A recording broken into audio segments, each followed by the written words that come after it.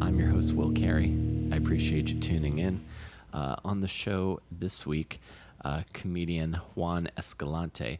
Juan's a guy I had never met before we had this interview, and the reason I wanted to talk to him is this was to set the timeline. This was we had this conversation on, I believe it was May 19th, and I'm posting this about a couple weeks after that. The reason I wanted to talk to Juan is the first in the 3 games of the New York Derby, or is sometimes called the Hudson River Derby, at the time was coming up, and I wanted to sit down with a supporter of the opposite team, the New York Redbulls, to kind of learn a little bit more about them and have a civilized conversation and a soccer chat, because I find that the overinflated nature of the and the fighting between supporters, it overall kind of dampens the experience of the sport of soccer in the States. And I wanted to sit down and have a chat with someone who is a fan of the other team and learn a bit more about them and what they like, what they don't like about their team's history, and then maybe chat a little bit about the upcoming match. So Juan was nice enough to come over and talk to me about that. And we talked a bit about comedy and about where his journey in comedy started. But this is another heavy soccer chat if you listen to my chat with Momo Pouget.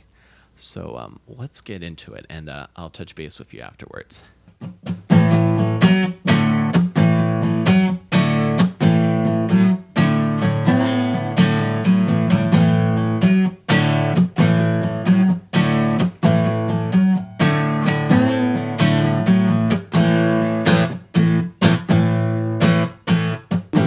I got into soccer like 2006 World Cup, and so I was living in Miami at the time because I grew up there, and so I'm like, oh well, there's a league in America, so there's a team from New York, so let me just support the team from New York. Okay. But it was hard to watch games, so like I'd have to go to metrofanatic.com, which is this blog that's been operated by Metro fans for the past 20 years. So I would keep track of games there because it's hard to watch. It's not the same market. So yeah, exactly. It'd be like trying to watch the Marlins. Yeah, in New York. Okay, so it was, and it's still called the Metro, because that's the one thing I'd wondered about regarding Redbulls fans is the change in ownership and how they felt about that. Like, is there positive or negative when the Redbulls took over the team? Generally negative. I mean, it's one part. It's like, oh well, they gave us all this money, and so we got to get Thierry Henry, but right, which is of course great. Yeah, but the whole, because it used to be when they took over, they changed. It wasn't New York Red Bulls. They changed it to Red Bull New York, like the way they did with Red Bull Salzburg or Red Bull Brazil or Red Bull Ghana. And so since then, and like they would put out the original like merchandise. Would say like New York Red Bulls established 2006. Okay. Which is kind of how they do things. Like in Europe when they bought Salzburg, SV Salzburg, I think, and what's the other team? Leipzig. Leipzig, the one in Germany. They just, rather than saying we bought this team, it's just like no team has existed before this before one. That, and that's what pisses fans off. But but because the history is more recent, that there are guys who are still supporting the team who've been there since 1996. It's not right. It's not as like deep as maybe like, because the thing that I thought of when you were saying that is the whole AFC Wimbledon MK Dons fiasco, which because in Europe at least, and I think maybe soccer more in general, because I just think the fans are a lot more passionate than maybe other sports. There's that whole well, you can't just up and move the team. Yeah. Well, there's no concept of franchises. Yeah, anywhere else besides there's just North where America. You're from, and it represents where you're from. Whereas like and another one of the popular criticisms, and I would also say this about like the New York Giants or the Eagles, is that there's no football stadium actually located in New York aside from the Buffalo Bills, which infuriates Giants and Jets fans. So I'm glad that you agreed to do this one, because we don't know each other at all, but I think this would be a good way, because I generally, as a soccer fan in the United States, feel sort of isolated most of the time. I don't know if you've ever had that experience. Yeah. And did you say you're from New York or you're from Miami? I was born in the Bronx, and then we moved down to Miami when I was 2, and then I came back here to go for college. Okay. Yeah. All right. So, and then came back to New York for college. Okay. And what did you end up studying? I have a degree in political science from Fordham University. Oh, cool. Yeah. So politics is what it was going to be. That's what I originally. When I went in, it was for international relations, and when I realized that I didn't want to work for the UN, I'm like, well. Also, I didn't want to write a thesis, so right. I figured that political science didn't require you to write a thesis, so I'm like, let's do this. Yeah. Yeah. And political science, because I flunked out of my one. Well, I didn't flunk out. I changed class, my one political science class. But is political science more theory based? It depends. My degree is kind of in political theory. It's not in political theory, but you know how you could take different tracks in a major. Yeah. So you're required to take a class in international politics and comparative politics and American politics and political theory, and then the rest of the electives could be whatever you want. So all my electives were political theory. So. And what were some of the things that you were going over? Because that really interests me too. Like the game and the show of an election or public service.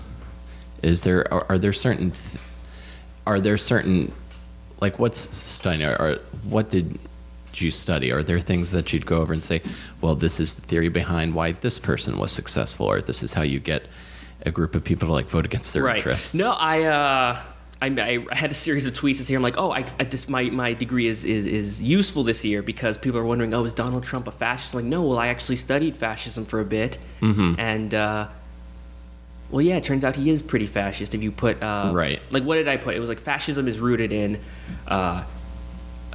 extreme nationalism, a sense of victimhood, and the promise of a better future. And that's A, B, and C. And you put A, B, and C together, and you get a fascist. You get Make America Great Again. Yeah, exactly.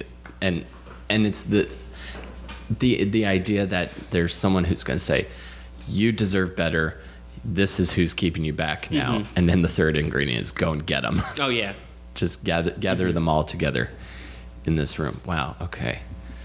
Yeah, because I wonder if there's any, if there's anything in place to keep, in American democracy, to keep someone like that from obtaining power.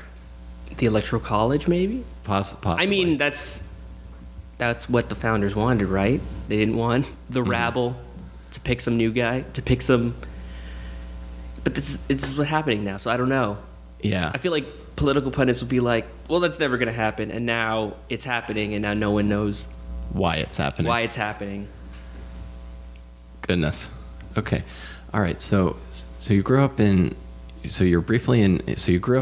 Miami. What's your family life like down in Miami? What's the tone of Miami? I have this idea of it being the cosmopolitan city in Florida, amidst this kind of sea of rednecks and old Jews. Yeah. For Florida, anytime you go anything north of Orlando, that's the South.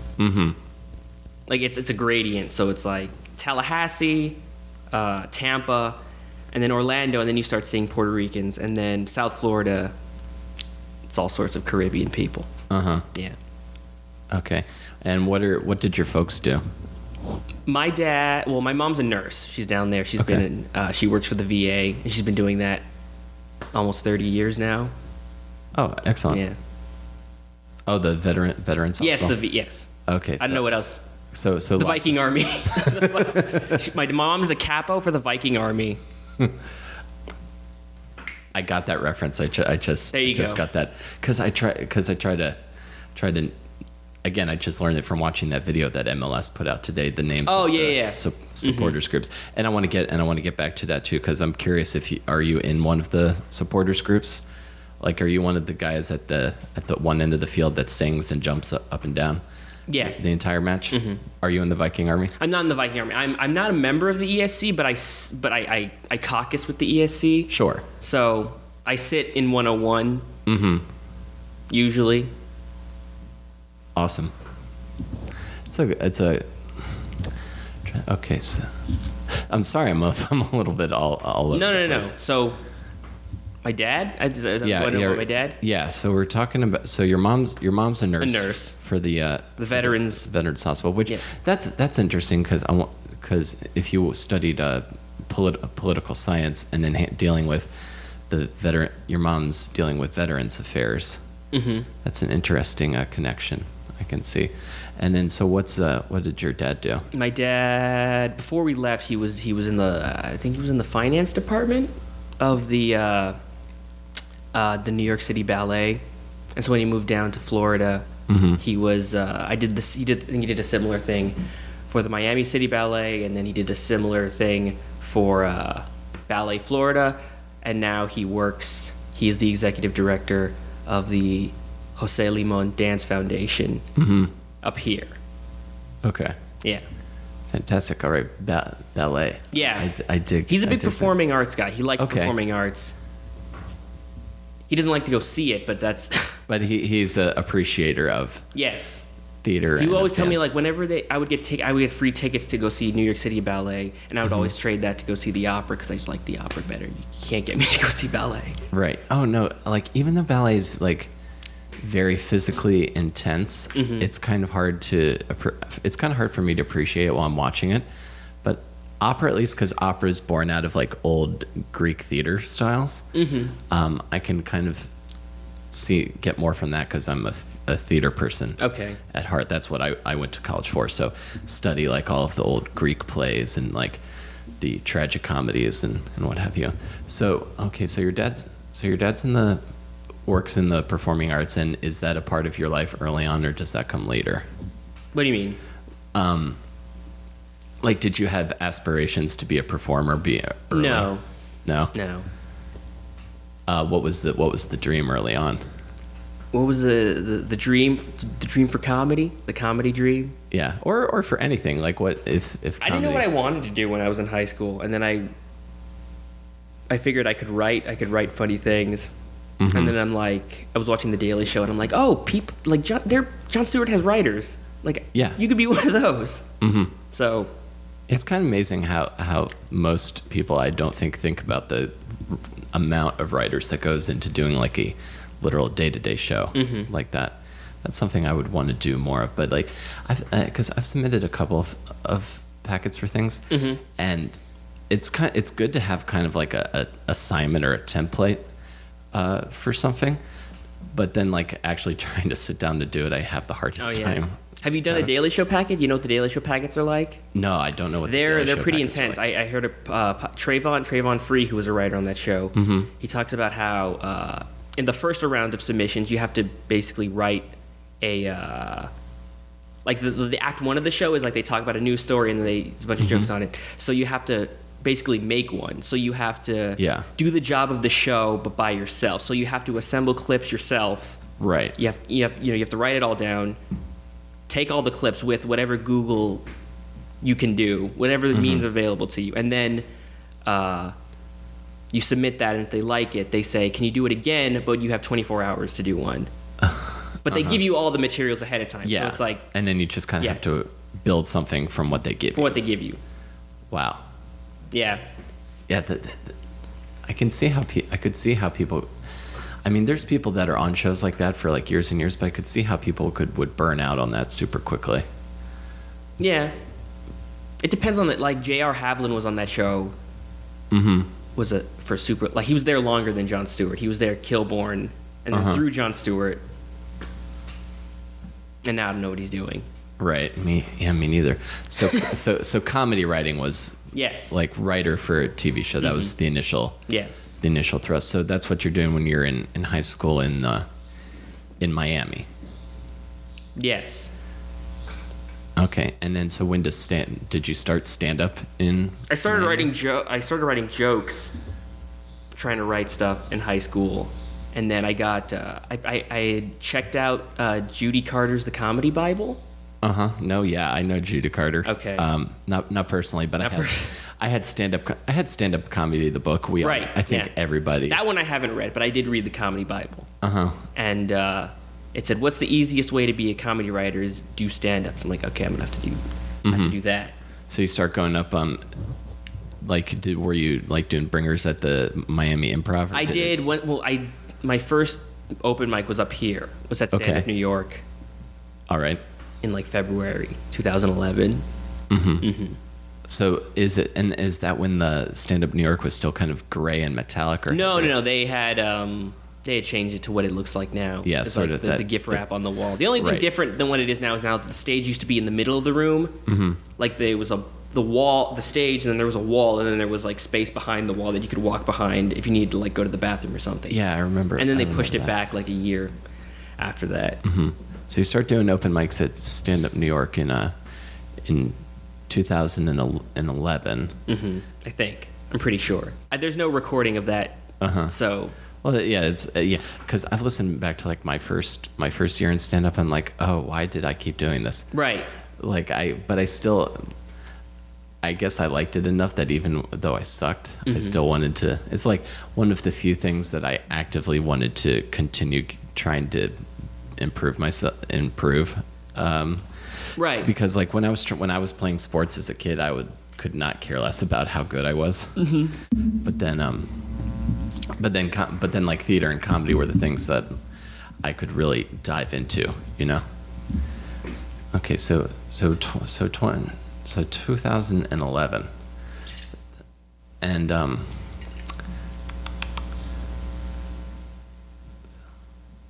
okay, so that's like 5 years. Yeah, I guess that's a.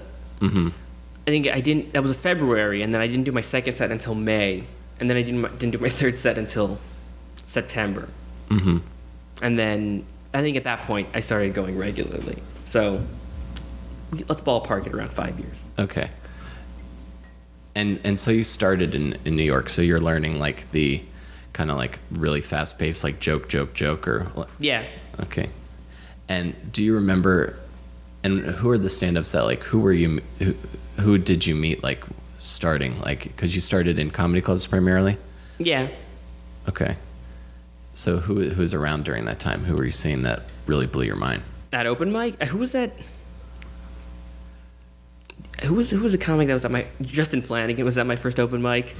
I love Flanagan. Flanagan, it betrays the image that he portrays. But once I got off stage, he's like, "Was that your first time?" I'm like, "Yeah." I'm like, "Yeah, you'll be fine. You don't get discouraged." That's good. So, because I remember kind of seeing him before he was like your boy, the Flan man, which I sort of I envy the. Because if I'm doing something and I envy the commitment to something because I can't really if I am in the middle of something and it's not going that well, I'm just like, oh god, okay, I gotta get through this like next 15 minutes or however long the set is.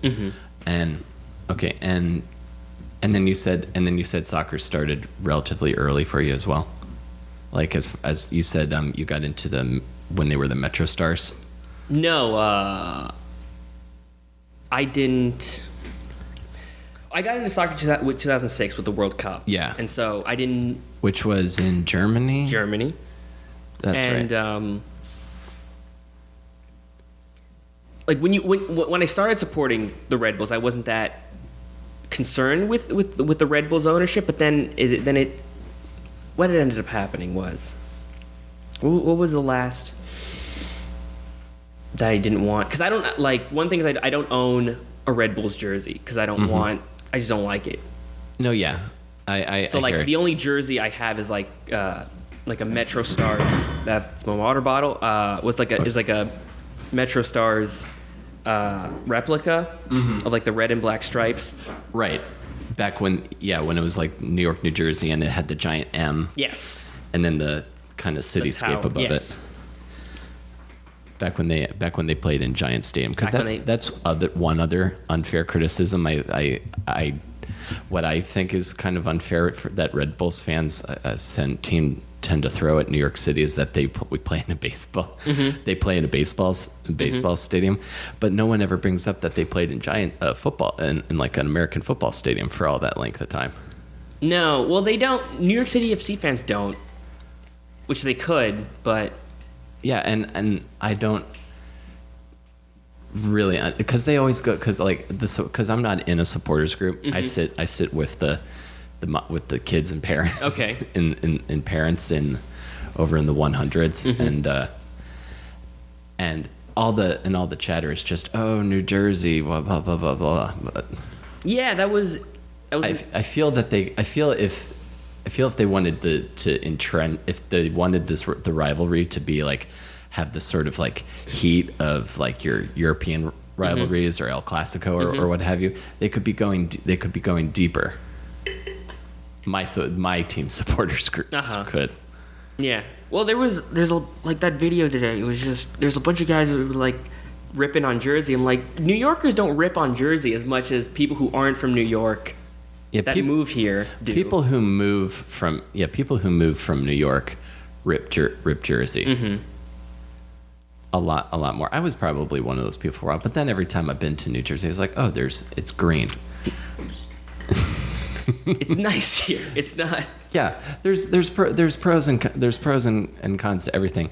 What would you say to the criticism that they should change their name to the New Jersey Red Bulls? That was something else that one of those guys in that video brought up. Yeah. Then why don't they call them the New Jersey Giants or the New Jersey Jets? I mean, no, I would make that. Make when the team started out, it was called the reason it's called the Metro Stars is because the Metro is the metropolitan area. So it was like, well, yeah, it's New York, New Jersey, that's the area. Mm-hmm. Yeah. Yeah, and then rather than the name was New York NY/NJ Metro Stars, but I didn't think Red Bull wanted those two extra syllables. Right. Just keep it New York. Yeah, just keep it New York. That's good for... Thierry Henry does not live in New Jersey. No, he does not, but he is like... Because I got into like Premier League after I got into like La Liga or Bundesliga, and I picked the Premier League team initially based solely on the lead singer of my favorite band. Mm-hmm. Followed Chelsea, so I was like, oh, okay. Because what band is this? Blink-182. Oh, okay. Love them, and I'm 30 years old. Still love them. And then so I'm like, oh, before I really started following regularly, so I was like, oh, okay, that's a cool blue lion. That's cool. But then all of my friends who like Momo or Alexis are like, man, you can't support Chelsea. You shouldn't. That's rich London. That's Will. rich London. Let me tell you what. That's rich and weirdly racist London. Yeah, well, that was the other thing. And then they're like, now, and I know you don't like racism, Will. Tell me. I know you don't like racism. Like, oh, okay. It's like, oh, all right. I'll hear your point. Because and then they're all Arsenal guys. And I'm sorry if I'm repeating myself, but it was Arsenal for you first. Like, when did you? It was Real Madrid first. I was watching a Champions League game. We are on opposite sides of all the big rivalries. Yeah, it's weird. I think I watched a Champions League game. I'm like, oh, these are good players on this team. Let me follow this team. And so yeah, it was a lot of the league. I didn't watch English Premier League because I didn't like it. But then when I moved up here, the TV in my college dorm room did not have Gold TV, so there was the only thing I could watch was Premier League. So I'm like, well, Arsenal. I like Arsene Wenger. I like these young players. I like Cesc Fabregas. Was Patrick Vieira was playing for them too? Yeah. At the time? And then he went. Where did he go? He went to Inter Milan, and then he. Yes. And then he started doing a whole bunch of stuff at City, and now look where he is at now. Yeah. Any points of contention? Because it's weird when your favorite, like, you might like a player, but you might not like the team that they're on, or they might make some moves that you don't like Sol Campbell. Oh yeah. Like, still probably can't go to to Can't go into certain parts of North London. certain parts of North London without getting like booed off of the street. Well, no, because this is interesting to me, because part of what I'm wondering what attracted you to Arsenal eventually. Is it the style? Because I know Arsenal play a very similar. The Wenger ball. Yeah, they Wenger play a very ball. similar style. Like they don't park the bus to. Right. They try to like be kind of fun to watch. They try to walk it in, as the joke goes. Yeah. Yeah, lots of teams in England are always trying to like just get right up to the goal and then shoot. Less and less now. There's a bit of a continental style now, but like even Stoke, who is like notorious for playing that Route 1 soccer of just playing it up to a big guy, they play less of that now. Mm-hmm. Like Bojan Kirkic and Sheridan Shaqiri play for that team. Yeah, I don't know much about Stoke other than that they finished above Chelsea this year. What was it? When they had, who did they have? They had Tony Pulis, who manages, I forget, is it West Brom? I think it's West Brom, and they were big. They were a physical team. Mm-hmm. Every time they played Arsenal, it was just like, well, when Aaron Ramsey got his leg broken, that was against Stoke. Yeah. Because Ryan Shawcross just came in with a hard tackle, and they've been doing that all game long. So that's the notorious. Like every time I'm on Reddit all the time. So every time there's a Stoke Arsenal game, the comment section is full of like Arsenal fans calling Stoke fans orcs. So that's the tone. That's the tone. But they're less like that now. Like there's like a whole highlight reel. They used to have this guy named Rory Delap who was an Irish footballer, and he was famous for he could do a long throw in. So every time they got a throw in like anywhere by the box, he would just whip it into the box, and like they would score goals that way. Mm-hmm. Kenwyn Jones would get on the end of a throw in and score a goal. Yeah, man, that's crazy. Yeah. So that was in like 2006. When was Arsenal's invincible season? Was 03-04? Yes. Okay. Yeah, because I'm trying to place like the timeline. So it was for you. It was initially Real Madrid. Yes. And is it still Real Madrid for you in La Liga? I feel weird. I feel guilty watching it. Because it stopped being fun. Because when it wasn't the level of coverage for La Liga is like Madrid, like the Clásico, and then everything else is just filler. Right. Like, you ever watch it on not Goal TV? What is it now? It's on BN Sports. BN and it's Sports. Like there was a joke that it was like the counter till the Clásico was always on screen, and the day after the Clásico was like, well, 1 year till the next Clásico. And it's just like they would talk about it at the league as if, like this year they would talk about the league as it was a 2-horse race, even though Atletico was in second place. No, yeah, exactly, and yeah, Barcelona were ahead for a good chunk, but then when they slipped, they just started couple slipping, times, which was fun. It was a lot of fun to watch. It got kind of. I was like, oh, gee, it was like 2-0. What is this happening? 2-0 to Valencia. To Valencia. But then, what blew my mind was like Atletico, who knocked Barcelona out of the Champions League, lost in stoppage time to an already relegated Levante.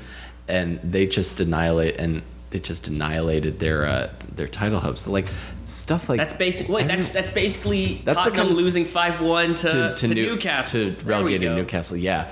So I imagine I saw on Twitter a bunch of like Arsenal fans are just like, thanks Newcastle, because I was worried. I think both times. I think it was 2 seasons ago that we beat Newcastle on the last day to secure a finish above Tottenham, and so we did it again. It happened again now. So there's just like, thanks Newcastle. We hope you come back. We'll loan you Theo Walcott if you want. that would be hilarious. Like there's teams that are just like Arsenal's just like, Newcastle. We'll loan you this guy so you can get back up. Get that TV money. Because I don't think Aston Villa will come right back up. They have a new owner, don't they? They have they got a Chinese. They have like new Chinese ownership because China's just buying everybody. Like they bought all the good play, like most of the good players in a lot of the big leagues. I think actually. around the country. Do you follow any of Alexis Guerreros and Christian Polanco's stuff? They do the Cooligans. Yeah. I've had them on. They're fun. Mm-hmm. I like their podcast. Good dudes.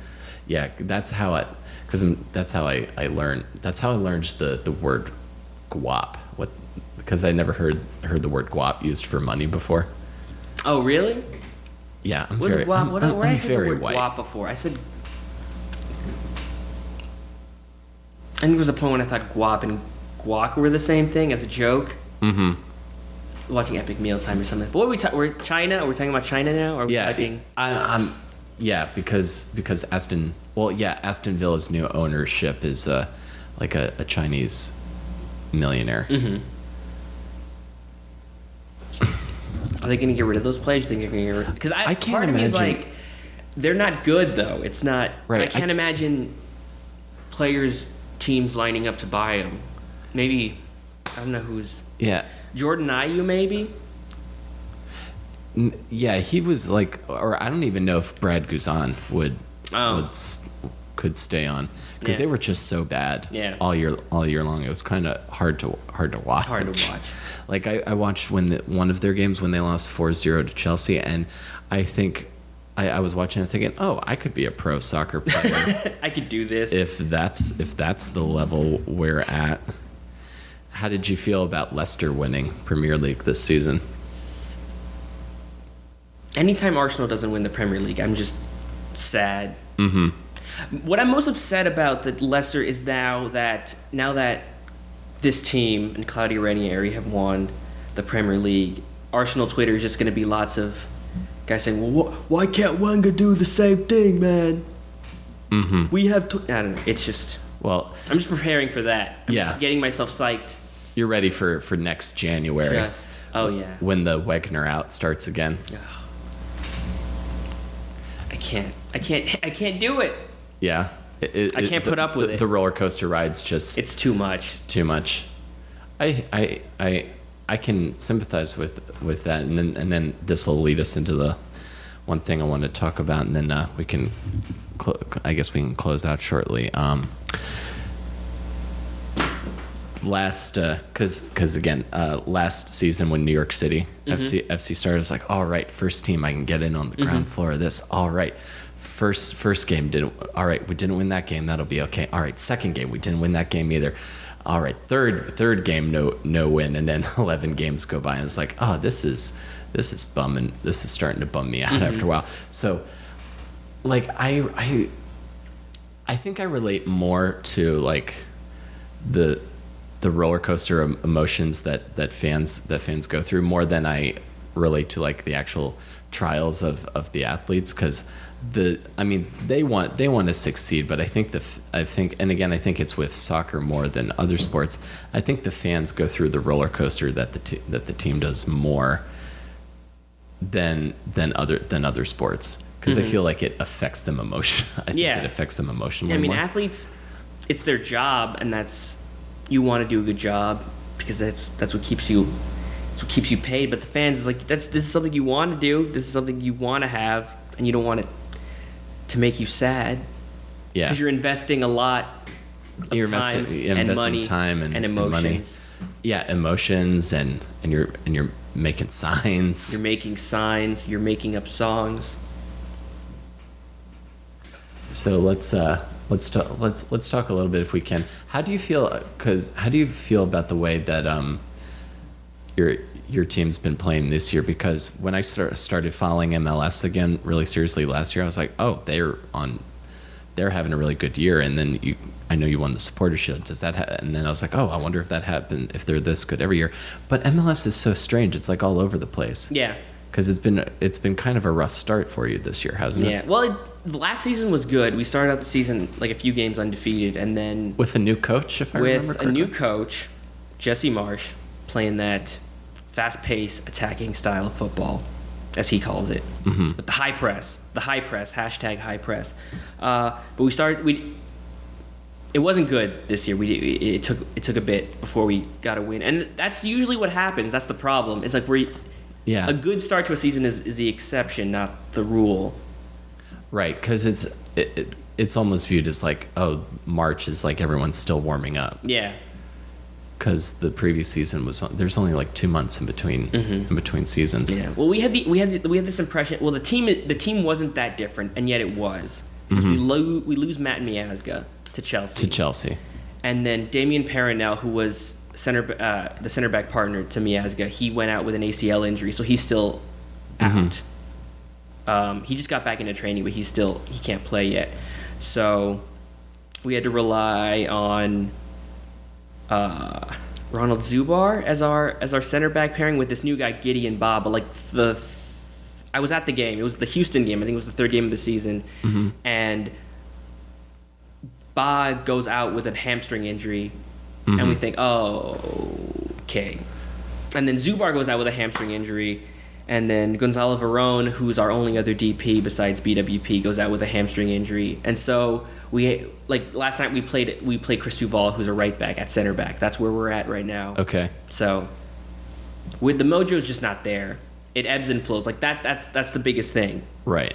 Is if the team can play with confidence, if the team can play with that swashbuckling mojo.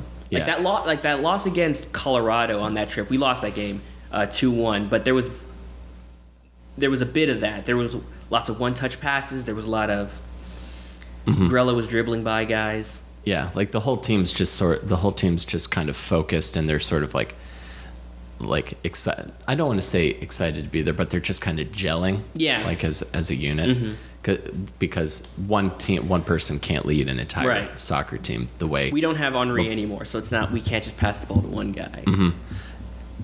Yeah, exactly. Well, it's the same on my end. David Villa. He can only do so much.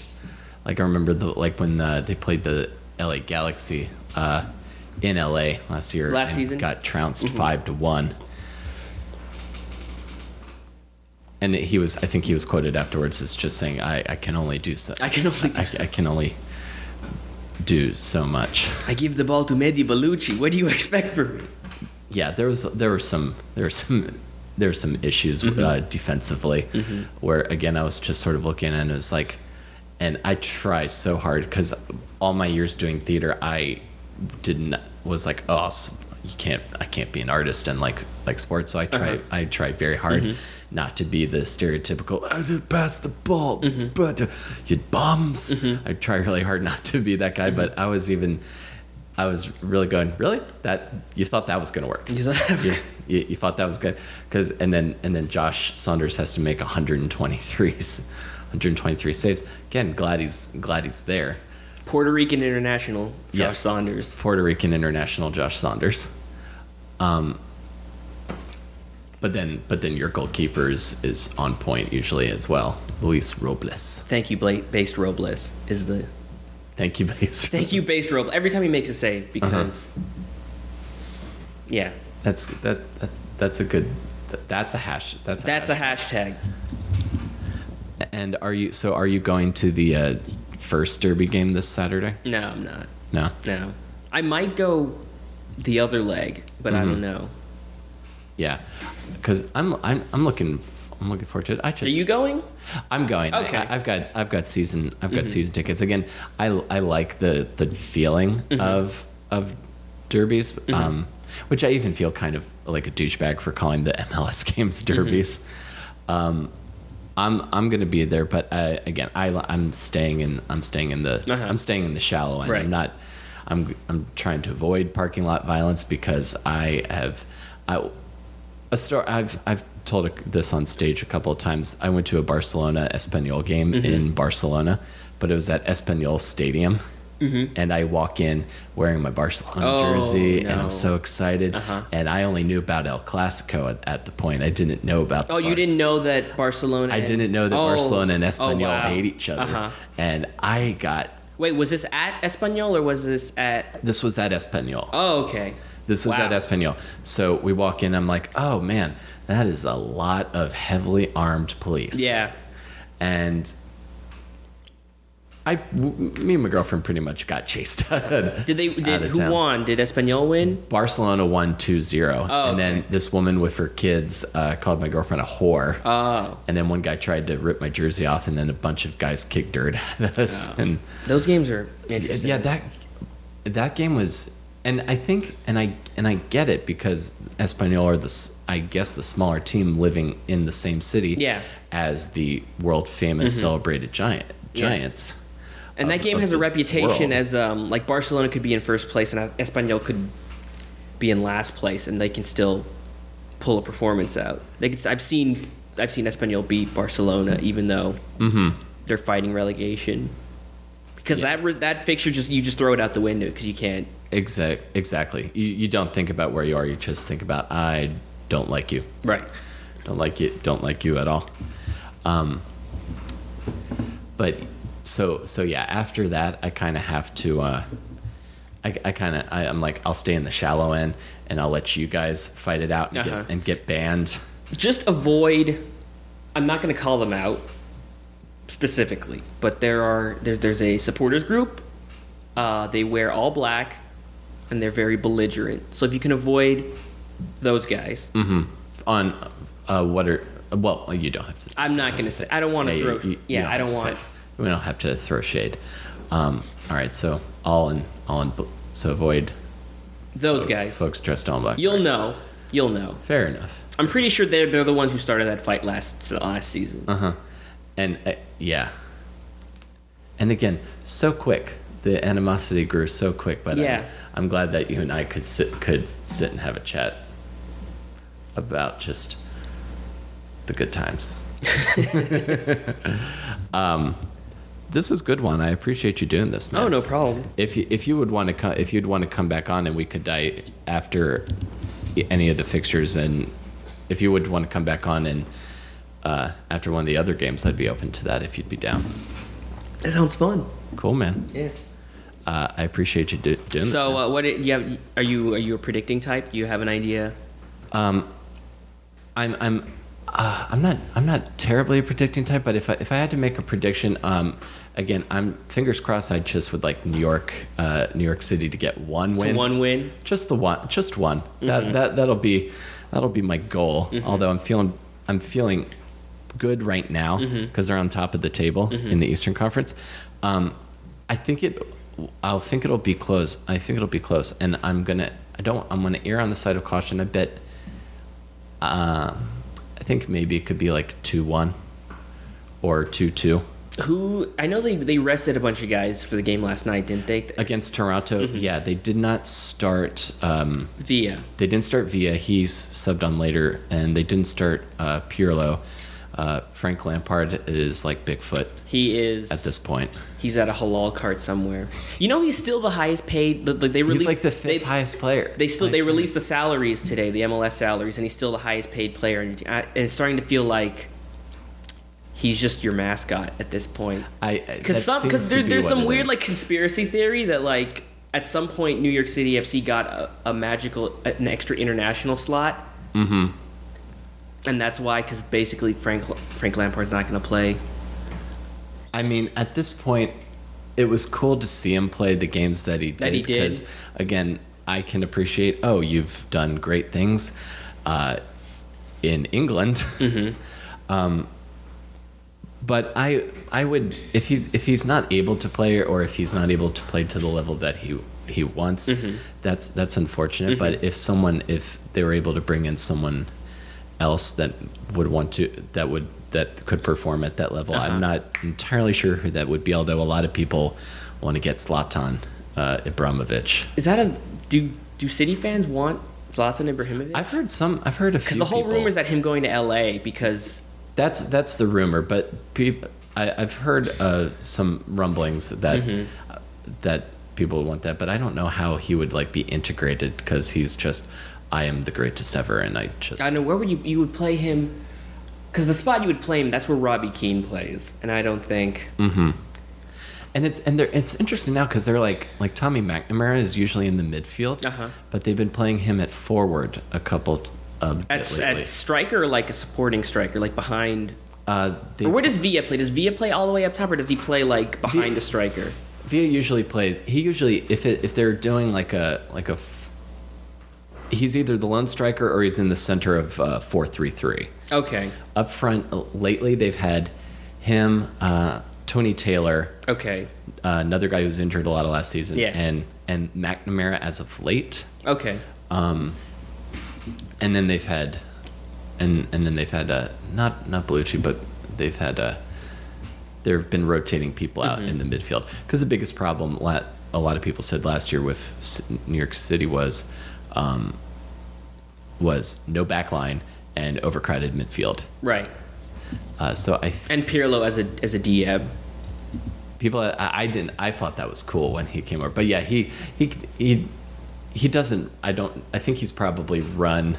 Yeah, he's not as much as in. You can't play Pirlo as a defensive midfielder. Like when he was at. No, he's not really. He's not a AC defensive Milan, midfielder at all. Or when he was at, because he sits deep, and that's people assume that he's a DM. But usually when he was at Juventus, he would have. He had people. He would have Marquisio and Paul Pogba making tackles, or Arturo Vidal, so he didn't have to make tackles. And it's the same at Milan. He would have Clarence Seedorf and Massimo Ambrosini making tackles in the midfield.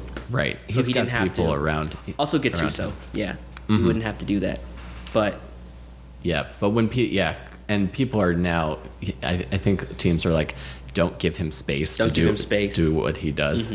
But that first game when he came on against Orlando and he did a couple of he just spun around a couple of guys, that was beautiful to see. But and not even that. Even if we don't win, if we could if City at least puts up a good fight against the Red Bulls, I'll start to feel optimistic for the next one or two times that we play. Because we're there twice this season, right? Yeah, last season I think. Well, you were at RBA twice. So now it's flips the other way. It's flipped. Yeah. And then fingers crossed for the Open Cup. Who are you playing for the Open Cup? Well, you're playing the Cosmos at wherever. Some random stadium. Columbia probably. That's one. Yeah. I've heard. Oh, that would be good. Yeah, because you stay in the city at least. Yeah. Well, either that or you either have to play at RBA, which you don't want to do, or you have to give up the home advantage for the second year in a row and play in wherever the Cosmos play. Long Island. Yeah, Hofstra. Right. I forgot the name of the stadium. But yeah.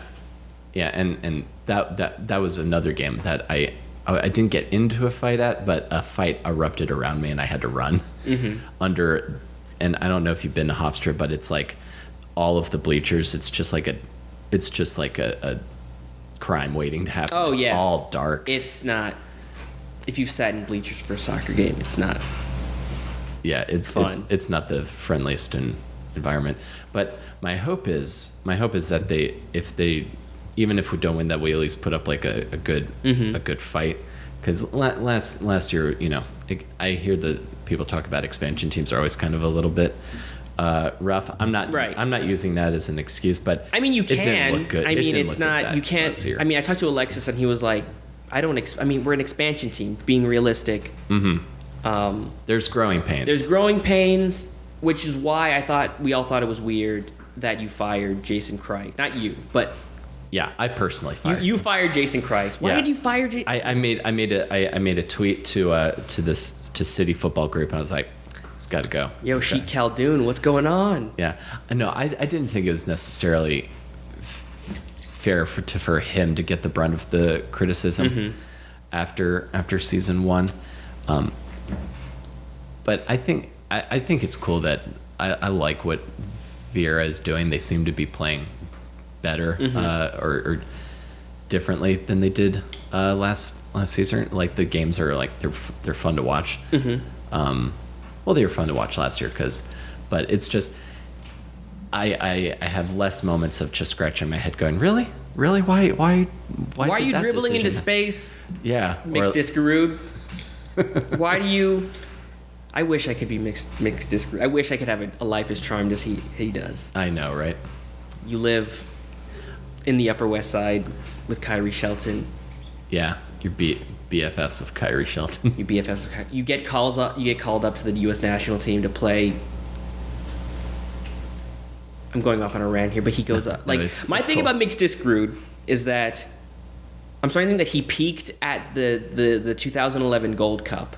Mm-hmm. 2011, or was it 2013? The last time the USA won a Gold Cup. Yeah. It was 2013. Yeah, 2013. That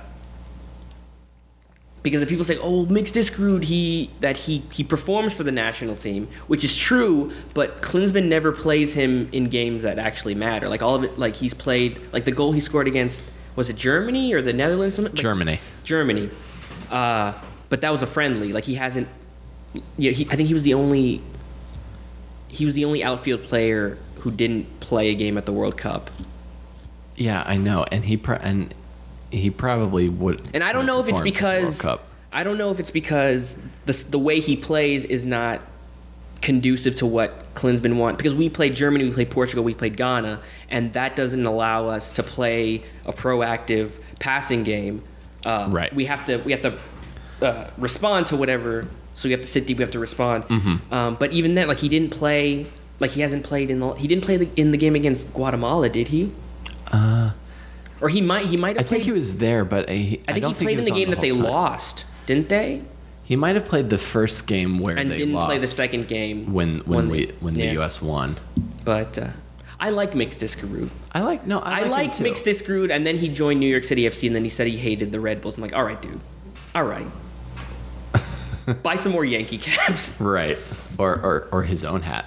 He's got that. He's got a new thing now. Oh, I think he had it last year too. He has like a custom mix logo. Oh, sort of like very like. I just even hypothetically say I become like really popular touring comedian. Mm-hmm. I don't intend to have my own initials on a hat, on a snapback hat. I would get a soccer scarf though. I'd have like a soccer scarf for this podcast. That would be fun. Like that's a good idea. Like a stylized thing. Like a stylized. Yeah, because like a lot of comics like sell T-shirts with like one of their jokes on the show, but I wouldn't want to sell a because I think a T-shirt that seems of one of disingenuous. My jokes, right? Or like one of like my face, right? Or like website. But if I could do like a cool stylized thing, get like a cool logo mm-hmm. for this podcast, mm-hmm. I think that would be something I'd be excited to sell to whoever I can. Cool. Sounds like an idea. Awesome. Any closing thoughts? Super Metro, oi, oi, oi. Oh, that's the chant? That's one chant. That's one of the chants we say after we score a goal. Nice. Before we sing Twist and Shout. Oh, Twist and Shout? We sing Twist and Shout after we score a goal. Oh, that's cool. It's a series of chants, and then they culminate in us singing Twist and Shout for a couple of minutes. That's cool. I wish we had a cool song like that, because I like that the Portland Timbers sing "You Are My Sunshine" mm-hmm. at a certain minute in each game. Like the 80th minute, I think. Yeah. Our chants are just like, ole, ole, mm-hmm. ole. Do you have, because I think, do you have capos or do you have... I think there's someone who directs. How many supporters groups do you have? There's the Third Rail, and I don't know who else. There's Third Rail, and then there's Rotten Apples NYC, mm-hmm. Los Templados. Okay. There's a couple more. I think at minimum there's 5, but Third Rail's the only like officially recognized one. Oh, okay. And there's some drama over that. To me, there's some drama over that. I don't know a lot about it, but I sit in my seat and eat my garlic and eat my cheese fries and they're good. Go about my day. The garlic fries are good. They are. That's if there's one thing I could say that Yankee Stadium is beating Redbulls Arena on is food options. I mean, that's probably true. Although Red Bull Arena has chicken and waffles. We got chicken and waffles about a year or two ago. And that's the spot. I'm just saying. That's in case people don't think that Red Bull Arena has good food, there's a chicken and waffles stand. If you want chicken and waffles. Because Yeah, because Yankee Stadium just has like these chicken and waffle sliders, and they didn't quite do it for me. No, they only come 4 in a bucket, I think, don't they? Something like Something like that. Yeah. This is exactly where I wanted to go. It's like, yeah, let's talk about the stadium food. When was the last time I've been to Yankee Stadium? The garlic fries, the garlic fries, the chicken sliders. Chicken sliders, and you can get a bucket of them. They also on what would be behind home plate, near home plate, there are these like ribbon fries that are basically like fresh cut fried potato chips. Those are pretty solid if you go to behind home plate. Okay. Yeah, close to home plate. That's one I'd recommend. So, any New York City FC supporters, and if you don't know what those are, get on it. Thanks for talking to me. I felt like replugging the chicken and waffles. The chicken and waffles are by the South Ward, around the corner of the South Ward. If you're interested, this would be a good YouTube video. I don't know if there's like a Redbulls like YouTube channel, but this would be a good New York Derby, like the stadium food. The stadium food. That would be. I would watch that. Like I'd lose my job watching that video over and over again. I appreciate you doing this, man. This is fun. Cool, man. Yeah. I'm glad you enjoyed it. We'll have to get you back on after some other games. Yeah, that sounds fun. Cool, man. Thanks. All right, man. Appreciate it.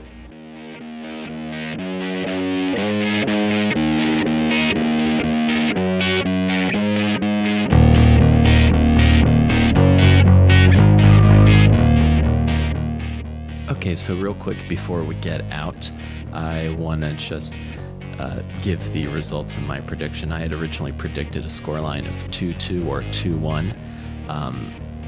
The final score of the first meeting between New York City Football Club and the New York Red Bulls ended in a 7-0 win for the Red Bulls, which I personally could not have predicted, and I was there the entire time. It was not the most fun I've ever had watching soccer, but it wasn't the worst either.